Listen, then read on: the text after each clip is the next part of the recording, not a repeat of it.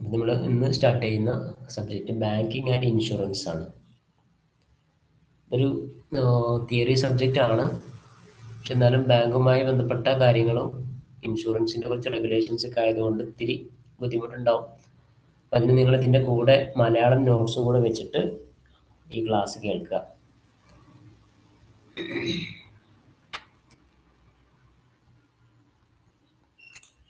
Bank ഇൻഷുറൻസിലെ ഒന്നാമത്തെ block ബാങ്കിനെ കുറിച്ചൊരു ഇൻട്രൊഡക്ഷനാണ്.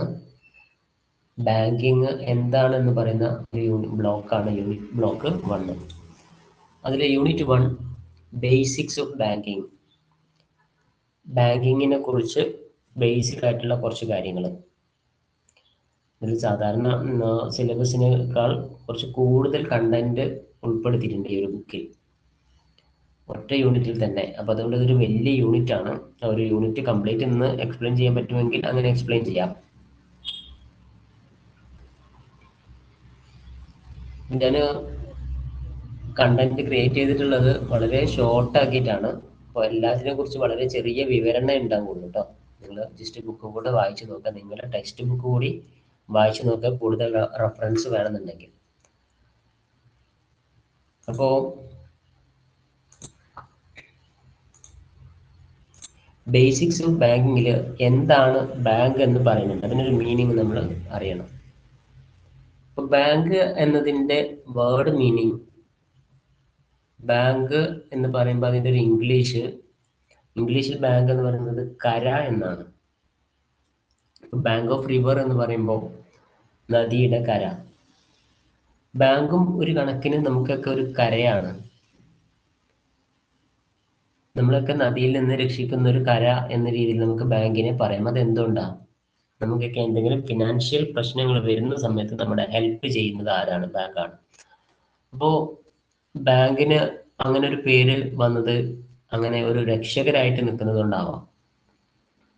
കോമൺലി നമ്മൾ ബാങ്കിന്റെ പ്രവർത്തനങ്ങളെ കുറിച്ച് പറയുമ്പോൾ ബാങ്ക് എന്ന് പറയുന്നത് ഒരു ഫിനാൻഷ്യൽ ഇൻസ്റ്റിറ്റ്യൂഷൻ ആണ് that accepts deposits from the public and create credits.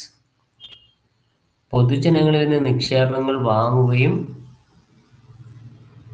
അത് അവർക്ക് തന്നെ ആവശ്യമുള്ളവർക്ക് ക്രെഡിറ്റ് ആയിട്ട് കടമായിട്ട് നൽകുകയും ചെയ്യുന്ന ഒരു ഫിനാൻഷ്യൽ ഇൻസ്റ്റിറ്റ്യൂഷൻ ആണ്. അപ്പം ഞാൻ നേരത്തെ പറഞ്ഞ മീനിങ് അതിനോട് ഒത്തുവരില്ലേ? ബുദ്ധിമുട്ടുള്ള ആളുകളെ സഹായിക്കുക. ക്യാഷ് ഉള്ളവന്റെ കയ്യിൽ നിന്ന് ഡെപ്പോസിറ്റ് വാങ്ങിച്ചിട്ട് ക്യാഷ് ഇല്ലാത്തവർക്ക് എന്ത് ചെയ്യാം? അത് കടമായിട്ട് കൊടുക്കുന്ന ഒരു സ്ഥാപനം. അതിനെ നമ്മൾ ഒഫീഷ്യലി അല്ലെങ്കിൽ ഒരു ശരിക്കുള്ളൊരു മീനിങ്ങിൽ പറയുമ്പോൾ ഡെപ്പോസിറ്റ് സ്വീകരിക്കുകയും ക്രെഡിറ്റ് നൽകുകയും ചെയ്യാന്ന് പറയാം. അതുകൊണ്ട് തന്നെ ഇതിന് intermediary between people who have a surplus money and those who have need money borrowers. പണം ഇൻവെസ്റ്റ് ചെയ്യുന്ന ആൾക്കാരെയും കടം ആവശ്യമുള്ള ആളുകളെയും തമ്മിൽ ബന്ധിപ്പിക്കുന്ന ഒരു മീഡിയേറ്റർ ആണ്, ഒരു ഇന്റർമീഡിയറി ആണ് ബാങ്ക് എന്ന് പറയാം, മധ്യവർത്തിയാണ്. അപ്പോൾ ബാങ്കിന് നിങ്ങൾക്ക് അങ്ങനെ ഒരു ഡെഫിനിഷൻ കൊടുക്കാം.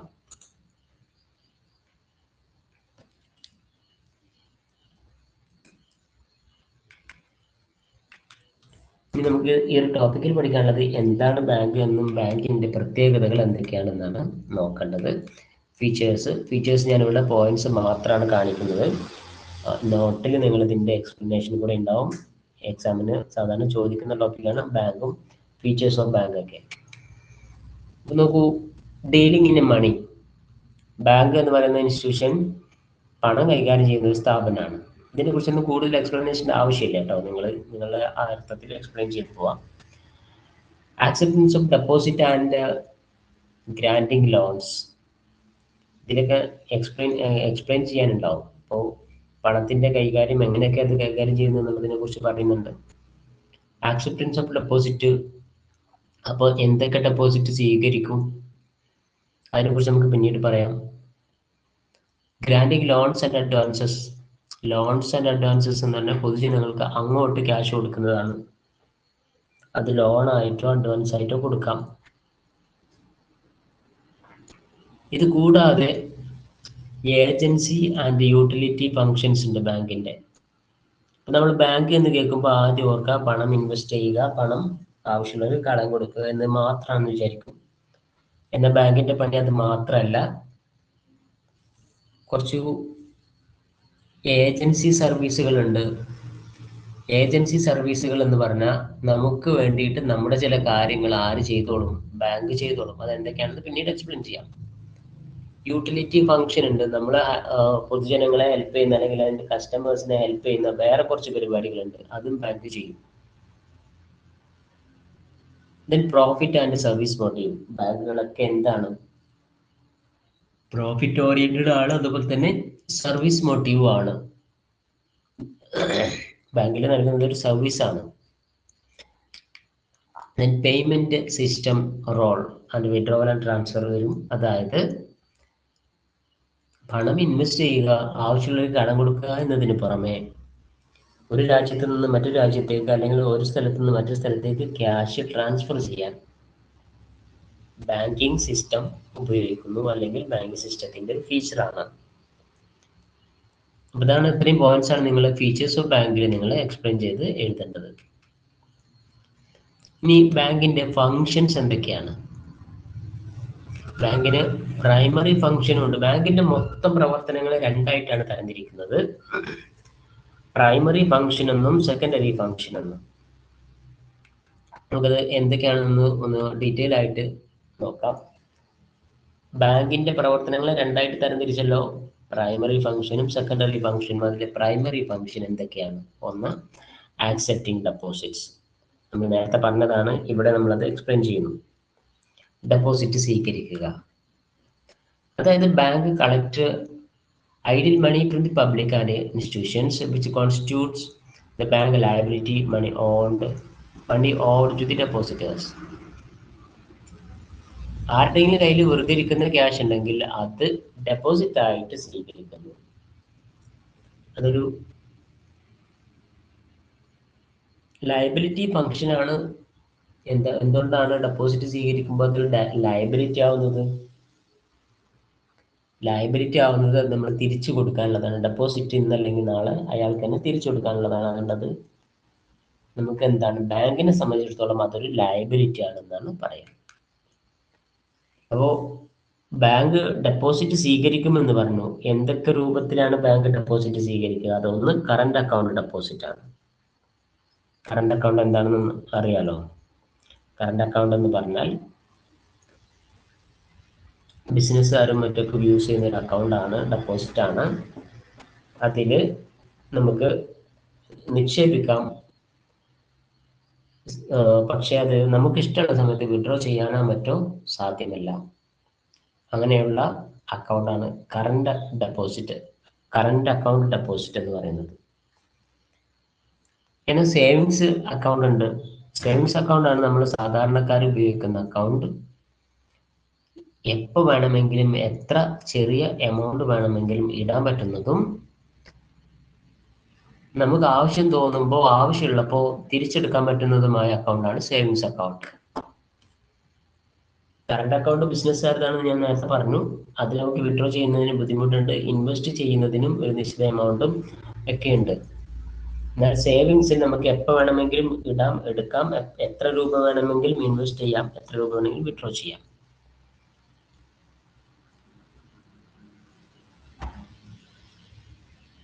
Third one fixed term deposit ആണ്. ഫിക്സഡ് അല്ലെങ്കിൽ ടേം ഡെപ്പോസിറ്റ് എന്ന് പറയും.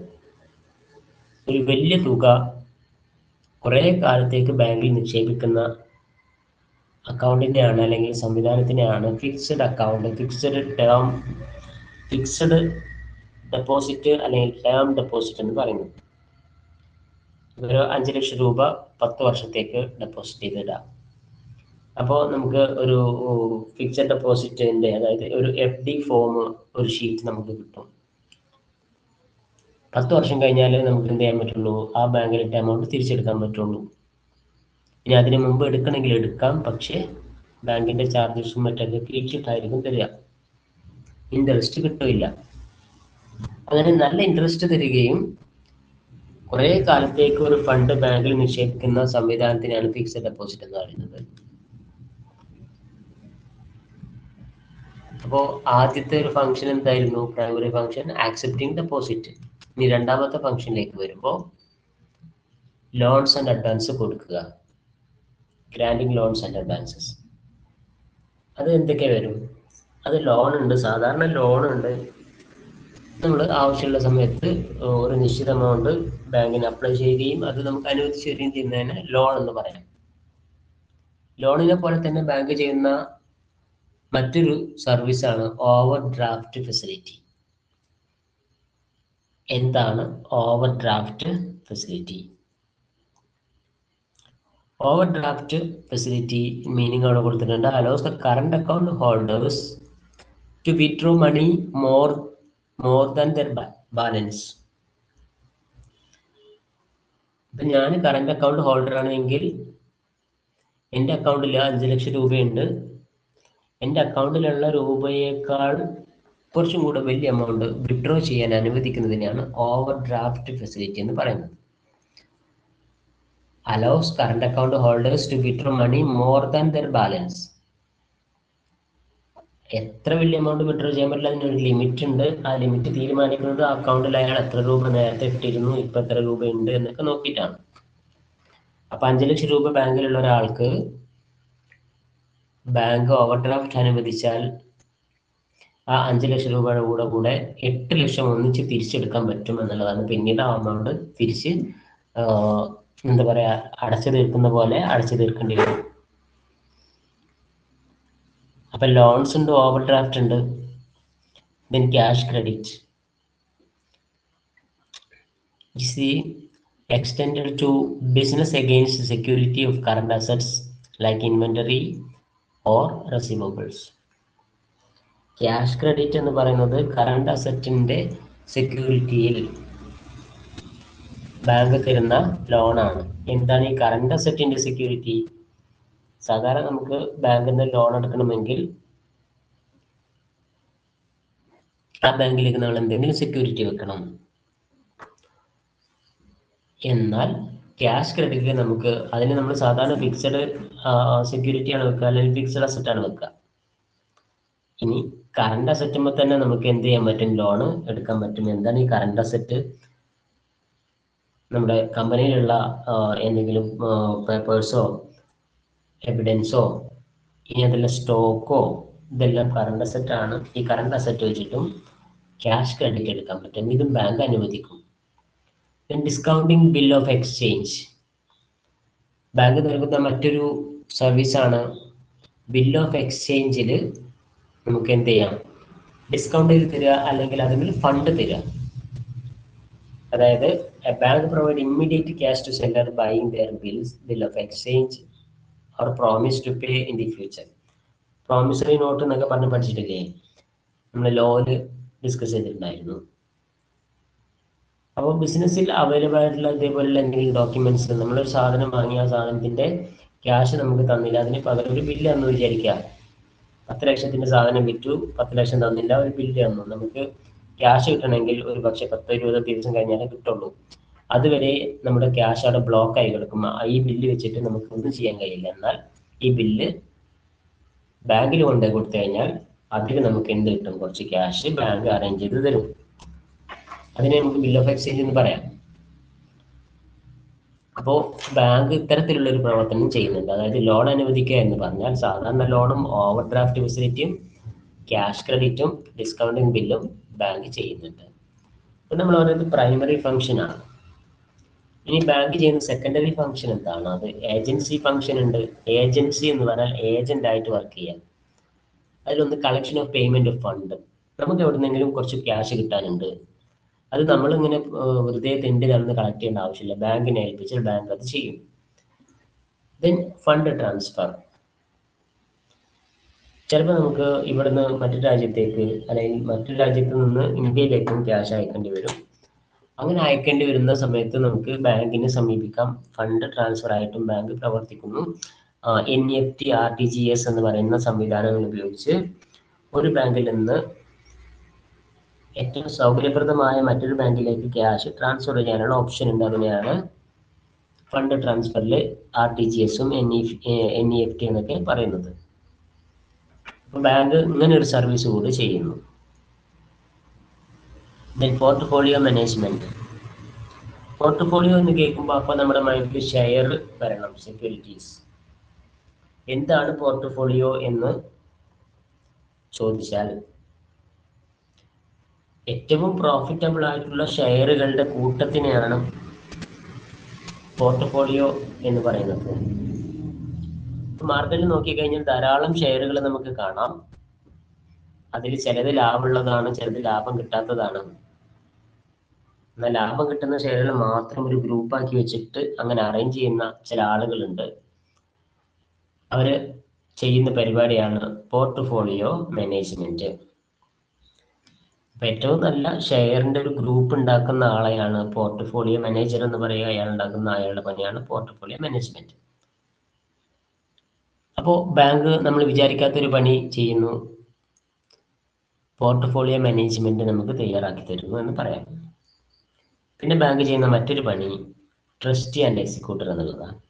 Acting as a trustee for the property of a customer or executing their will after their death.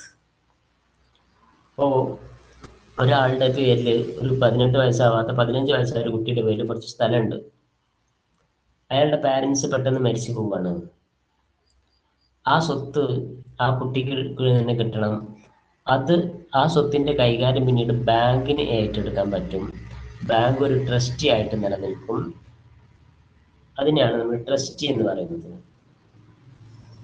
അപ്പോൾ സെക്കൻഡറി ഫംഗ്ഷനിൽ ഏജന്റായിട്ട് പ്രവർത്തിക്കും.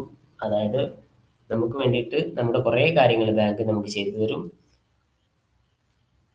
കളക്ഷൻ ആൻഡ് പേയ്മെന്റ് ഫണ്ട്, എന്തെങ്കിലും കാര്യങ്ങളിലൂടെ നമ്മൾ നേടിയെടുക്കുന്ന ഫണ്ട് കളക്ട് ചെയ്യാനും അത് ടാക്സും മറ്റുമായിട്ട് കൊടുത്തു വിട്ടാനും ഇത് സഹായിക്കും. ഒരു രാജ്യത്ത് നിന്ന് അല്ലെങ്കിൽ ഒരു പ്രദേശത്ത് നിന്ന് മറ്റൊരു പ്രദേശത്തേക്ക് ക്യാഷ് അയക്കാൻ സഹായിക്കും. പോർട്ട്ഫോളിയോ മാനേജ്മെന്റ് ഉണ്ടാക്കാൻ സഹായിക്കുന്നു. Trustee and executor.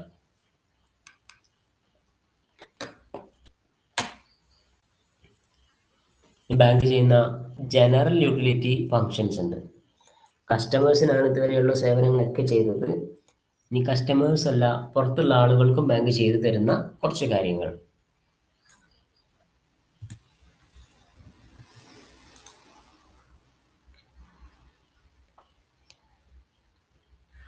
Okay,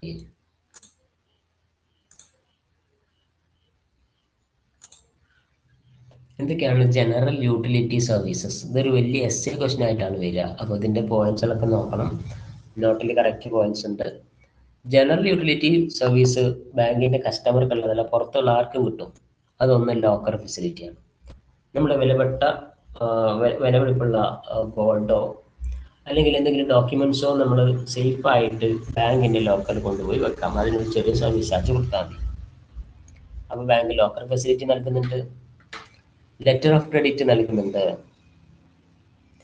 guaranteeing payment behalf of a buyer, international trade, facilitating global commerce. International ട്രേഡിൽ ആവശ്യമായ കുറെ ഫിനാൻഷ്യൽ ഡോക്യുമെന്റ്സ് ഉണ്ട്. അതിലൊരു ഡോക്യുമെന്റ് ആണ് ലെറ്റർ ഓഫ് ക്രെഡിറ്റ്. സാധനങ്ങൾ കടത്തിന് വാങ്ങുമ്പോൾ നമ്മൾ അങ്ങോട്ട് കൊടുക്കുന്ന ഒരു ലെറ്റർ ആണ്. ഇത് ബാങ്ക് അപ്രൂവ് ചെയ്താൽ മാത്രമേ ഇത് നടപ്പിലാക്കാൻ പറ്റുള്ളൂ. സോ ഇങ്ങനെയുള്ള ലെറ്റർ ഓഫ് ക്രെഡിറ്റ് ഇഷ്യൂ ചെയ്യുന്നത് ബാങ്കിന്റെ ഒരു ഫംഗ്ഷനാണ്. Then issuing travellers check or card. Bank നൽകുന്ന മറ്റൊരു സേവനമാണ് ട്രാവലേഴ്സ് ചെക്ക് എന്ന് പറയുന്നത്.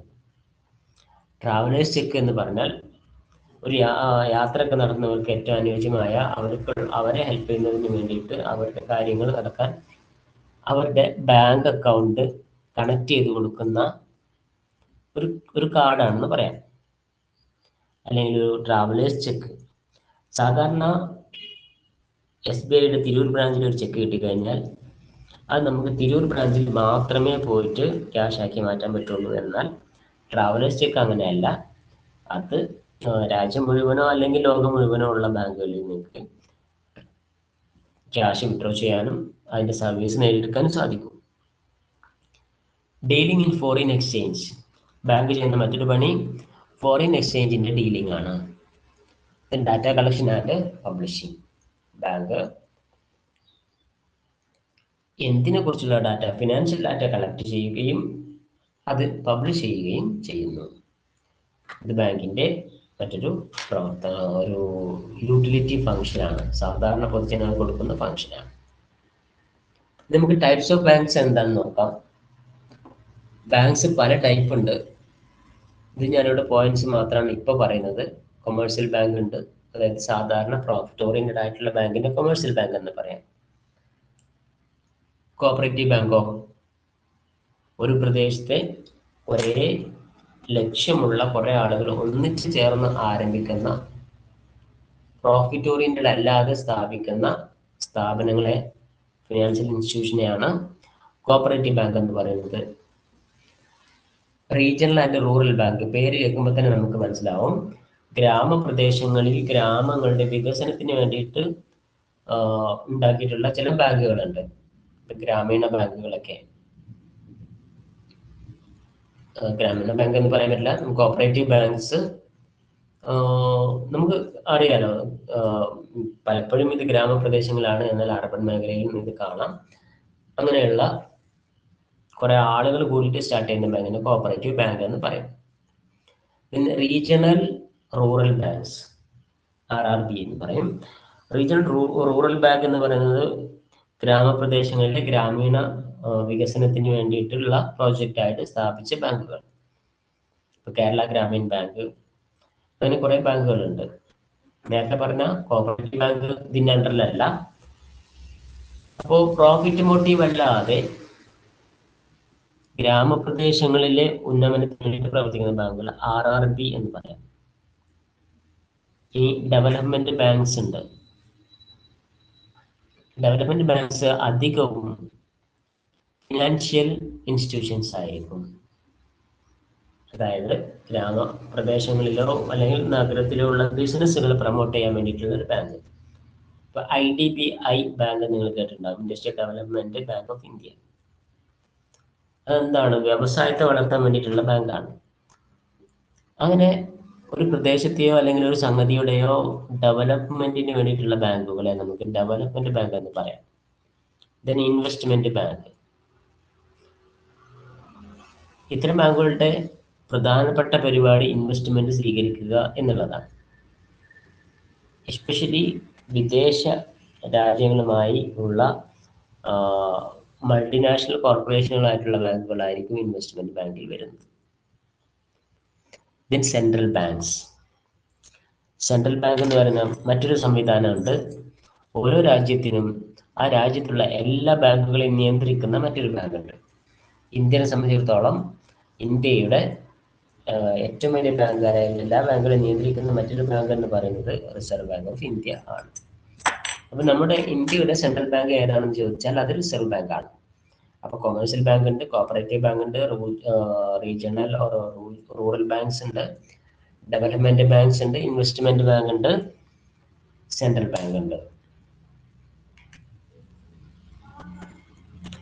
ഇനി ബാങ്കിങ് പഠിക്കുമ്പോൾ മനസ്സിലാക്കേണ്ട മറ്റൊരു വാക്കാണ് കോർ ബാങ്കിങ് സൊല്യൂഷൻ എന്ന് പറയുന്നത്. Core banking. കോർ ബാങ്കിങ് ഒരു പുതിയ കൺസെപ്റ്റ് ആണ്. ഇതിന് CBS എന്ന് പറയും.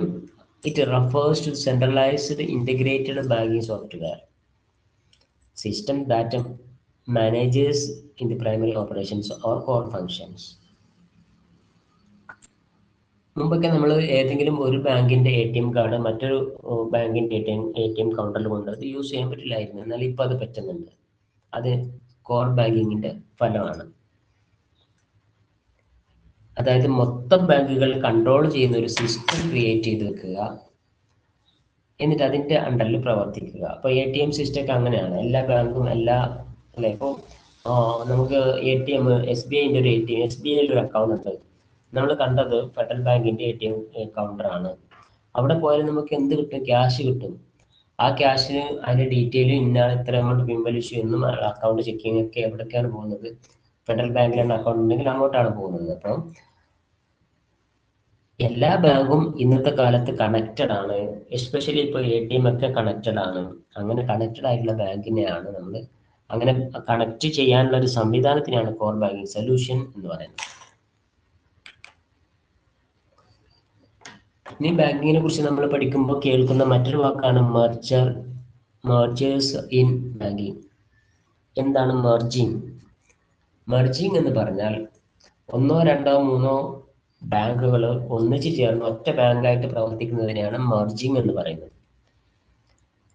ഒന്നുകൂടെ എന്തിനാണ് മെർജിങ് നടത്തുന്നത് എന്നും, ഇപ്പോൾ നമുക്കറിയാം ഇന്ത്യയുടെ ഏറ്റവും വലിയ ബാങ്ക് എന്ന് പറയുന്നത് സ്റ്റേറ്റ് ബാങ്ക് ഓഫ് ഇന്ത്യ ആണ്. അതിന്റെ 2ാം സ്ഥാനത്ത് ബാങ്ക് ഓഫ് ബറോഡ ഉണ്ട്. എങ്ങനെ ബാങ്ക് ഓഫ് ബറോഡ 2ാം സ്ഥാനത്ത് വന്നു എന്ന് ചോദിച്ചാൽ, ബാങ്ക് ഓഫ് ബറോഡ വളരെ ചെറിയ ബ്രാഞ്ചസ് ഒക്കെ ഉള്ള കുറഞ്ഞ ബ്രാഞ്ചുള്ള ഒരു ബാങ്കായിരുന്നു, സാധാരണ ബാങ്ക്.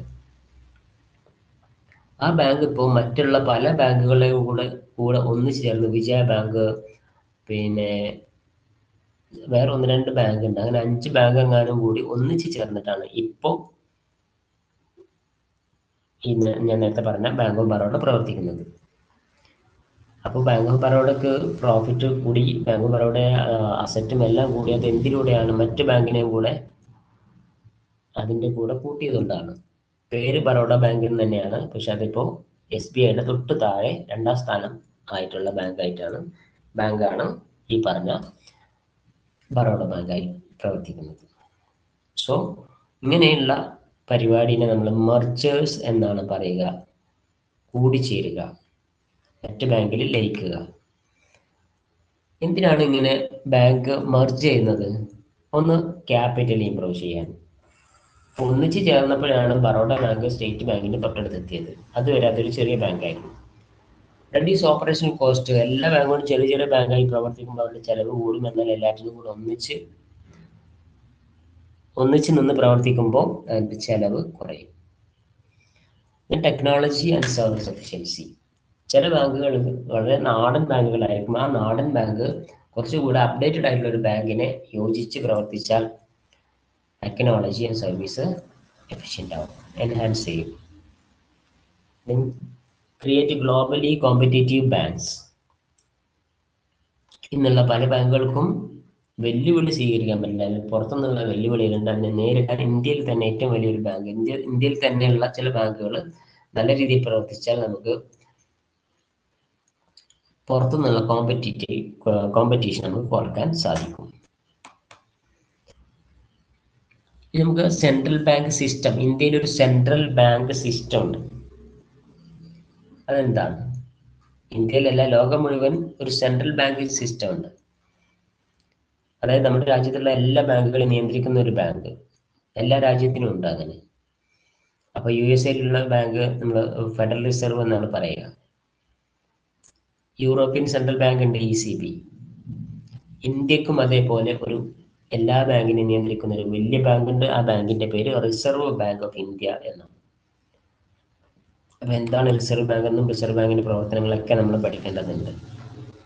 ഇവിടെ റിസർവ് ബാങ്ക് അല്ല, ലോകം മുഴുവനുള്ള സെൻട്രൽ ബാങ്കിനെ കുറിച്ചാണ് പറയുന്നത്. സെൻട്രൽ ബാങ്കിന്റെ ഫംഗ്ഷൻ എന്തൊക്കെയായിരിക്കും? Monetary authority and currency management. Cash ഉണ്ടാക്കലൊക്കെ അവരുടെ പണിയാണ്, ക്യാഷ് അച്ചടി ചേർക്കൽ അവരുടെ പണിയാണ്. അപ്പോൾ സെൻട്രൽ ബാങ്ക് ആണ് monopoly issuer of currency issue ചെയ്യുന്ന മൊണോപ്പൊളി ആർക്കാണ്? സെൻട്രൽ ബാങ്കിനാണ്. നമ്മുടെ രാജ്യത്ത് ഉണ്ടാവുന്ന ക്രെഡിറ്റ് പോളിസികൾ ക്രിയേറ്റ് ചെയ്യുന്നത് സെൻട്രൽ ബാങ്ക് ആണ്. അപ്പൊ അങ്ങനെയുള്ള കുറച്ച് പ്രവർത്തനങ്ങൾ ഈ സെൻട്രൽ ബാങ്ക് ചെയ്യുന്നുണ്ട്. ഇതൊക്കെ മോണിറ്ററി ഫംഗ്ഷൻ ആണ്. ഇനി ബാങ്കിന്റെ റോള്. ഇത് ഗവൺമെന്റിനോടുള്ള റോളുണ്ട്. ബാങ്കേഴ്സ് ബാങ്ക് ആയിട്ടുള്ള പ്രവർത്തിക്കുന്നത് lender of last resort. Reserve ബാങ്കിന്റെ റോളാണ് കേട്ടോ. ഗവൺമെന്റിന്റെ ബാങ്കായിട്ടാണ് ഇത് പ്രവർത്തിക്കുക. ഈ ബാങ്ക് എല്ലാ ബാങ്കുകളെയും കൺട്രോൾ ചെയ്യുന്ന, അതോടൊപ്പം ബാങ്കുകളെ സഹായിക്കുന്ന മറ്റൊരു ബാങ്കായിട്ട് ആണ് ഇത്. അതുകൊണ്ട് ബാങ്കേഴ്സ് ബാങ്ക് ആണെന്ന് പറയാം. ലെൻഡർ ഓഫ് ലാസ്റ്റ് റിസോർട്ട്, അതായത് നമ്മൾ നേരത്തെ പറഞ്ഞ പോലെ ബാങ്കിന്റെ ബാങ്കാണ്. ഏതെങ്കിലും ബാങ്ക് പൊളിഞ്ഞു, അത് പൂട്ടാൻ പോകുന്ന സമയത്ത് വേണമെങ്കിൽ നമുക്ക് ആരെ സമീപിക്കാം? ആ രാജ്യത്തെ സെൻട്രൽ ബാങ്കിനെ അല്ലെങ്കിൽ റിസർവ് ബാങ്കിനെ സമീപിക്കാം. റിസർവ് ബാങ്ക് നമ്മളെ ഹെൽപ്പ് ചെയ്യും, ആ ബാങ്കിനെ ഹെൽപ്പ് ചെയ്യും. പൂട്ടാൻ പോകുന്ന ബാങ്കുകളൊക്കെ ഹെൽപ്പ് ചെയ്ത് അതിനെ വീണ്ടും പിടിച്ചു നിർത്താൻ റിസർവ് ബാങ്ക് ശ്രമിക്കും. അതുകൊണ്ട് ലാസ്റ്റ് റിസോർട്ടാണ്, നമുക്ക് അവസാനം കയറി ചെല്ലാൻ പറ്റുന്ന ഒരു സ്ഥലം ആണ് എന്നാണ്. റിസർവ് ബാങ്കിന്റെ മറ്റൊരു ഫംഗ്ഷൻ റെഗുലേറ്റർ ആണ്. എന്തൊക്കെ റെഗുലേറ്റ് ചെയ്യുന്നു? Supervisor and regulator of the financial system. നമ്മുടെ രാജ്യത്തെ ഫിനാൻഷ്യൽ സിസ്റ്റത്തെ റെഗുലേറ്റ് ചെയ്യുന്നു. ഫോറിൻ എക്സ്ചേഞ്ച് കൈകാര്യം ചെയ്യുന്നതൊക്കെ അതിന്റെ പ്രവർത്തനങ്ങളാണ്. ഇനി റിസർവ് ബാങ്കിന്റെ റോളും ഇതും ഇമ്പോർട്ടൻ്റ് ആയിട്ടുള്ള ടോപ്പിക്കാണ്. മോണിറ്ററി അതോറിറ്റി, ഞാൻ സ്പീഡിൽ പറഞ്ഞ് അവസാനിപ്പിക്കാം കേട്ടോ. മോണിറ്ററി അതോറിറ്റി ഉണ്ട്, അതായത് രാജ്യത്തെ സാമ്പത്തിക അവസ്ഥകൾ കൺട്രോൾ ചെയ്യുന്നത്, അതിനെക്കുറിച്ച് വിവരം നൽകുന്നതൊക്കെ റിസർവ് ബാങ്കാണ്. പിന്നെ ഇൻട്രസ്റ്റ് റേറ്റ് മറ്റൊക്കെ അതിൽ കാണിച്ചിട്ടുണ്ട്. അങ്ങനെയുള്ള കാര്യങ്ങളൊക്കെ തീരുമാനം എടുക്കുക. റിസർവ് ബാങ്ക് ചെയ്യുന്ന മറ്റൊരു പണിയാണ് കറൻസി ഇഷ്യൂ ചെയ്യുക എന്ന് പറയുന്നത്. കറൻസി ഇഷ്യൂ ചെയ്യാനുള്ള ഏക അധികാരം റിസർവ് ബാങ്കിന് മാത്രമാണ് ഉള്ളത്. മൂന്നാമത്തെ function regulator and supervisory financial system. RBI ശരിക്കും നമ്മുടെ രാജ്യത്ത് പ്രവർത്തിക്കുന്ന എല്ലാ ബാങ്കുകളുടെയും ബാങ്കാണ്. ബാങ്കുകളുടെ ചില നശിച്ചുകൊണ്ടിരിക്കുന്ന അല്ലെങ്കിൽ ഡിക്ലൈൻ ചെയ്തുകൊണ്ടിരിക്കുന്ന ബാങ്കുകളൊക്കെ ഇത് മനസ്സിലാക്കും, അതിനെക്കുറിച്ചുള്ള വിവരം തരും, അതിന് വേണ്ട ഹെൽപ്പ് ചെയ്യും. ഇതിന്റെ റെഗുലേഷൻ എന്തൊക്കെയാണെന്ന് വെച്ചാൽ, ഇഷ്യൂ ലൈസൻസ് ഫോർ ബാങ്ക്, ബാങ്കിന്റെ ലൈസൻസ് അനുവദിക്കുന്നത് ഇവരാണ്. Control branch expansion and ensure solvency and liquidity. നേരത്തെ പറഞ്ഞ പോലെ എന്തെങ്കിലും ഫിനാൻഷ്യൽ ക്രൈസിസ് ഏതെങ്കിലും സ്ഥാപനത്തിനുണ്ടെങ്കിൽ അതിനെ ഹെൽപ്പ് ചെയ്യുക.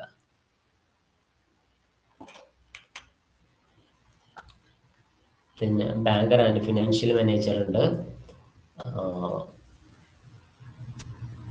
RBI ബാങ്കറായിട്ടും ഫിനാൻഷ്യൽ മാനേജറായിട്ടൊക്കെ പ്രവർത്തിക്കും. അത് മറ്റ് ബാങ്കുകൾക്ക് വേണ്ടിയിട്ടോ ഗവൺമെന്റിന് വേണ്ടിയിട്ടോ ആയിരിക്കും ഈ ഒരു റോളിൽ ഈ ബാങ്ക് പ്രവർത്തിക്കുക. ഫോറിൻ എക്സ്ചേഞ്ച് മാനേജ്മെന്റ് ചെയ്യുന്നതും റിസർവ് ബാങ്കാണ്. റിസർവ് ബാങ്ക് സമയാസമയങ്ങളിൽ അതിന്റെ റൂൾസ് ആൻഡ് റെഗുലേഷൻസ് അവതരിപ്പിക്കും. അതനുസരിച്ചാണ് നമ്മുടെ ഫിനാൻഷ്യൽ പൊസിഷൻ, ഫിനാൻഷ്യൽ കാര്യങ്ങൾ നടന്നു പോകുന്നത്. ഡെവലപ്മെന്റ് ആൻഡ് പ്രൊമോഷണൽ റോൾ, ചില സ്ഥാപനങ്ങളെ നന്നാക്കാനും ഇത് ഉപയോഗിക്കും. ഈ ഒരു ബാങ്ക് നമ്മളെ സഹായിക്കും. അത് എവിടെയൊക്കെയാണ്? Promote the development institution of agriculture and industrial finance. നെബാർഡും സിഡ്ബിയൊക്കെ അറിയുന്നുണ്ടാവും. ഇത്തരം ബാങ്കുകൾ റൂറൽ ഡെവലപ്മെന്റ് വേണ്ടിയിട്ടുള്ള ബാങ്കുകളാണ്, അവരെ സഹായിക്കും. Then financial inclusion, consumer protection, ഈ വക കാര്യങ്ങളിലൊക്കെ റിസർവ് ബാങ്ക് ഡെമോഷണൽ റോളായിട്ട് പ്രവർത്തിക്കുന്നുണ്ട്. കൊമേഴ്സ്യൽ ബാങ്ക് ഞാൻ എക്സ്പ്ലെയിൻ ചെയ്യുന്നില്ല. കൊമേഴ്സ്യൽ ബാങ്ക് സാധാരണ ബാങ്ക് തന്നെയാണ്. കൊമേഴ്സ്യൽ ബാങ്കിന്റെ ടൈപ്സ് എന്തൊക്കെയാണ്? പബ്ലിക് സെക്ടർ ബാങ്ക് ഉണ്ട്, പ്രൈവറ്റ് സെക്ടർ ബാങ്ക് ഉണ്ട്, ഫോറിൻ ബാങ്ക് ഉണ്ട്, റീജിയണൽ ഓർ റൂറൽ ബാങ്ക് ഉണ്ട്. നമ്മൾ നേരത്തെ ഡിസ്കസ് ചെയ്തതാണ്, അതുകൊണ്ട് പോയിന്റ്സ് മാത്രമാണ് ഞാൻ പറയുന്നത്. പബ്ലിക് സെക്ടർ ബാങ്ക് എന്ന് പറയുന്നത് ബാങ്ക് പ്രൈവറ്റും പബ്ലിക്കും ഉണ്ട്. ഗവൺമെന്റിന്റെ അണ്ടറിൽ ക്രിയേറ്റ് ചെയ്യുന്ന ബാങ്കുകൾ പബ്ലിക് സെക്ടർ ബാങ്ക് എന്ന് പറയും. പ്രൈവറ്റ് വ്യക്തികൾക്കും ബാങ്ക് സ്റ്റാർട്ട് ചെയ്യാം, ബാങ്ക് നടത്തിക്കൊണ്ടുപോകാം, അതിനെ പ്രൈവറ്റ് സെക്ടർ ബാങ്ക് എന്ന് പറയും. ഇനി ഫോറിൻ ബാങ്ക്സ് ഉണ്ട്. നമ്മുടെ രാജ്യത്തല്ല അതിന്റെ ഹെഡ് ഓഫീസ് ഉണ്ടാവുക, ഇന്ത്യക്ക് പുറത്ത് ഹെഡ് ഓഫീസ് ഉള്ള ബാങ്കുകൾ ഫോറിൻ ബാങ്ക്സ് എന്ന് പറയാം. RRB റീജിയണൽ റൂറൽ ബാങ്ക് ആണ്, ഗ്രാമീണ മേഖലയിലെ വികസന പ്രവർത്തനങ്ങൾക്ക് വേണ്ടിയിട്ടുള്ള ബാങ്ക്. ഇത്രയും കാര്യങ്ങളാണ് ഈ ഒരു ടോപ്പിക്കിൽ മനസ്സിലാക്കാനുള്ളത്. അപ്പോൾ ഈ ക്ലാസ് കേട്ട് കഴിഞ്ഞിട്ട് നിങ്ങൾ ആ മലയാളം നോട്ട് കൂടി ഒന്ന് വായിച്ചു നോക്കണം. നന്നായി വായിച്ചു വയ്ക്കാൻ നിങ്ങൾക്ക് കാര്യങ്ങൾ മനസ്സിലാവും. എന്തെങ്കിലും ഡൗട്ട് ഉണ്ടെങ്കിൽ ചോദിക്കാം. ഓക്കെ.